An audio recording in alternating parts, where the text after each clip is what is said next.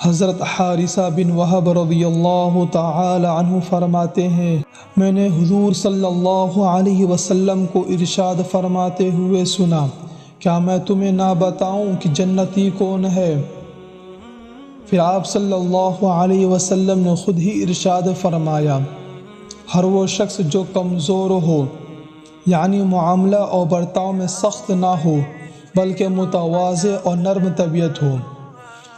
لوگ بھی اسے کمزور سمجھتے ہو، اللہ تعالیٰ کے ساتھ اس کا تعلق ایسا ہو، اگر وہ کسی بات پر اللہ تعالیٰ کی قسم کھا لے کہ فلاں بات یوں ہوگی تو اللہ تعالیٰ اس کی قسم کی لاج رکھ کر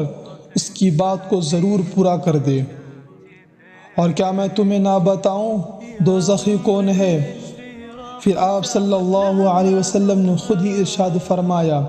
ہر وہ شخص جو مال جمع کر کے رکھنے والا بخیل، سخت مزاج، مغرور ہو۔